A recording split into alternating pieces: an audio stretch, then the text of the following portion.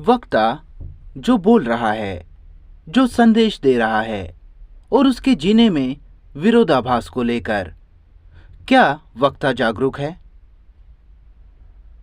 उसका संदेश और जीवन जो संदेश का माध्यम है। प्रश्न पूछा गया है, क्या बोलने वाला जो कह रहा है और जो वो कर रहा है, उसके माध्यम को लेकर क्या वो जागरूक है? मैं क्या कर रहा हूं और मैं क्या कह रहा हूं, विरोधाभास कहाँ है? क्या मैं मेरे जीवन में और खुद में विरोधाभास में हूं या नहीं, खोजने के लिए आपको मेरे साथ जीना होगा, है ना? आपको मुझे जानना होगा। आपको पता होना चाहिए कि मैं क्या सोचता हूं, मैं क्या करता हूं, मैं क्या महसूस करता हूं। सज्जन पूछ रहे हैं कि वक्ता अभी क्या महसूस कर रहा है। वक्ता अभी कुछ भी महसूस नहीं कर रहा। वो सवाल को समझाने की कोशिश कर रहा है। रुकिए सर, इसका जवाब देना जरूरी है। ये वक्ता की जिम्मेदारी है कि वो खोज निकाले कि क्या वो दोहरा जीवन जी रहा है, बराबर, कि क्या वो बेईमान है, क्या वो सयाना है, कुटिल है, जो कहता कुछ और है, सोचता कुछ और करता कुछ और है। ये खोजना उसका काम है। आप वहां बैठे बैठे इसका पता नहीं लगा सकते, है ना? क्या आप लगा सकते हैं? क्योंकि आप उसे नहीं जानते। शायद आपके पास मेरे बारे में कोई छवि हो, और चाहे जो भी हो, उस छवि का कोई भी मूल्य नहीं। आपकी छवि मान सम्मान प्रतिष्ठा पर बनी हुई है, या आपके खुद के कुछ विचारों पर, जिसकी कोई वैधता नहीं। वक्ता क्या है और क्या नहीं, ये महत्वपूर्ण नहीं है, पर आप क्या हो महत्वपूर्ण है। मुझे उस मूलभूत चीज पर वापस आना ही होगा।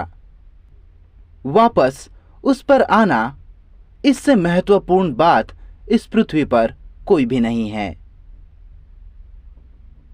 ये आप है, कोई दूसरा नहीं।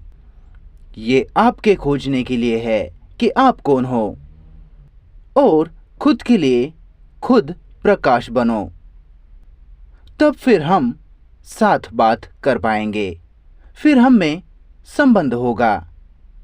प्रश्न पूछा गया है, मुझे नहीं समझ आता, जब भी मैं खुद के बारे में जागरूक होता हूं, तो जागरूक जो होती है वो चीज हमेशा मैं हूं। वो मैं ही हूं, मेरा अहंकार है जो मेरी बाकी चीजों के बारे में जागरूक है। तो कैसे मैं खुद के बारे में जागरूक रहूं? सर, ये असल सवाल है। अगर आप जानना चाहते हो कि जागरूक कैसे रहा जाए, सबसे पहले ये बहुत सरल है। पहले खोजना कि जागरूक होना मतलब क्या। खोजिए, वक्ता से नहीं, किसी दूसरे से नहीं, लेकिन खुद से खोजिए कि जागरूक होना क्या है। इस पूरे हॉल को लेकर जागरूक होना, अलग अलग लाइट्स को लेकर, अलग अलग रंगों को लेकर जागरूक होना, हॉल के अनुपात को लेकर जागरूक होना, आपके पड़ोसी के बारे में जागरूक होना कि आप कैसे बैठते हो और वो कैसा बैठता है। बाहर से शुरू करो, फिर भीतर आओ। आप क्या सोचते हो, उसे लेकर जागरूक। आप जो भी हो, उसकी निंदा या उचित ठहराने का प्रयास ना करो। आप कभी उस रंग की निंदा नहीं करते या ना उसे उचित ठहराते हैं। जो रंग वो इंसान ने पहना है, वो उसे पहने हैं, बस। इसी तरह से खुद के बारे में जागरूक रहिए, बिना न्यायोचित ठहराए कि ये अच्छा है और ये अच्छा नहीं है, मैं इसे रखूंगा और उसे छोड़ूंगा, कि ये सही और ये गलत और ये सुंदर और बाकी सब। ये तो नासमझी है, मूर्खतापूर्ण है। जब आप वो करते हो तो आप केंद्र से आंक रहे हो, तय कर रहे हो, जिसका अर्थ है कि आप जागरूक नहीं हो। बराबर? जागरूक रहिए। फिर आप जागरूक किस बारे में हो?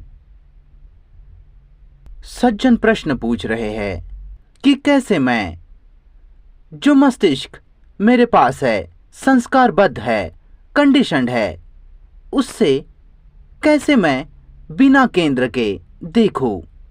बराबर सर? कैसे मैं मेरे मस्तिष्क से, जो कंडीशनड है, जो वो अभी है, ऐसा है, कैसे मैं ऐसे मस्तिष्क से स्पष्टता से देखूं, अवलोकन करूं? बराबर? आप ये नहीं कर सकते। इसलिए अपनी कंडीशनिंग, अपनी संस्कारबद्धता को देखिए। कैसे आप वातानुकूलित हुए हो, ना कि स्पष्ट कैसे हो। आपकी कंडीशनिंग में, संस्कारबद्धता में क्या अंतर्निहित है, उसे देखिए। रूस का कम्युनिस्ट साम्यवादी इंसान एक तरह से वातानुकूलित है, संस्कारबद्ध है। वो भगवान पर विश्वास नहीं करता और आप किसी चीज पर विश्वास करते हो क्योंकि आप उस तरह से संस्कारबद्ध हो, कंडीशनड हो। आप इस तरह से वातानुकूलित हुए हो। आपकी कंडीशनिंग, अपनी संस्कारबद्धता को लेकर जागरूक होना और देखना कि इसमें क्या शामिल है और सीखना। अब एक तो आप तत्काल सीख सकते हो या समय लेकर सीख सकते हो। अगर आप समय लेते हो तो फिर आप वास्तव में सीख ही नहीं रहे हो, सिर्फ जोड़ते जा रहे हो, आप सिर्फ जमा करते जा रहे हो।